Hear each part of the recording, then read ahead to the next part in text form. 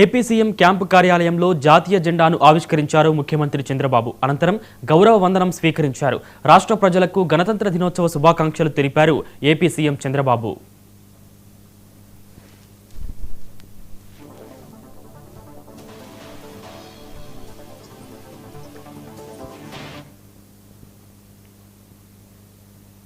AP assembly శాసన మండలిలో గణతంత్ర దినోత్సవ వేడుకలు ఘనంగా జరిగాయి. శాసనసభలో స్పీకర్ అయ్యన్న పాత్రుడు జాతీయ జెండాను ఆవిష్కరించారు.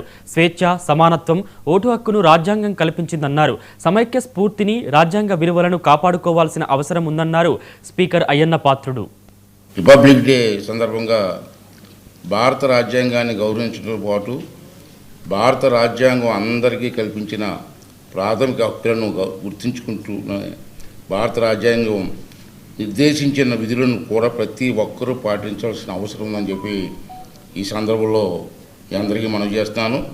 అప్పుడే మన దేశాన్ని అన్ని రంగాల్లో అగ్రస్థానంలో నిలిచే ప్రపంచంలోనే ఒక అగ్రరాజ్యంగా రూపుదించుకునే అవకాశం ఉంటుందని చెప్పి కూడా సందర్భంలో మనం చేస్తూ, గణతంత్ర రాజ్యాన్ని మూలంగా ప్రజలే.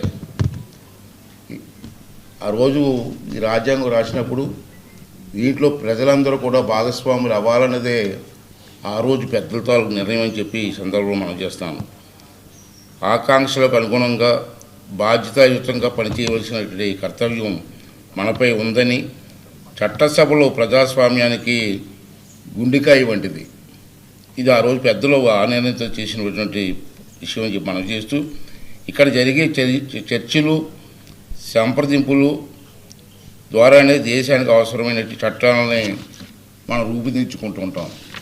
మన అసెంబ్లీలో కానీ పార్లమెంట్లో కానీ ఒక చర్చ పెట్టుకొని ఆ చర్చ ప్రకారంగా కాలానికి అనుగుణంగా, ఆ రోజు కాలం వేరు, ఈరోజు కాలం వేరు.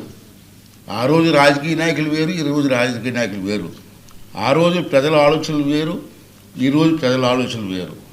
అంటే మారుతున్న కాలానికి అనుగుణంగా కూడా మన చట్టాలని మార్పు చేసుకోవాల్సిన అవసరం కూడా ఉందని చెప్పి నా తాలూకు ఉద్దేశం అని చెప్పి మనం చేస్తున్నాం. ఆ రోజు అప్పుడున్న పరిస్థితులు పెట్టి ఆ రోజు చట్టాలు చేశారు. రిపబ్లిక్ డే సందర్భంగా భారత రాజ్యాంగాన్ని గౌరవించడంతో పాటు భారత రాజ్యాంగం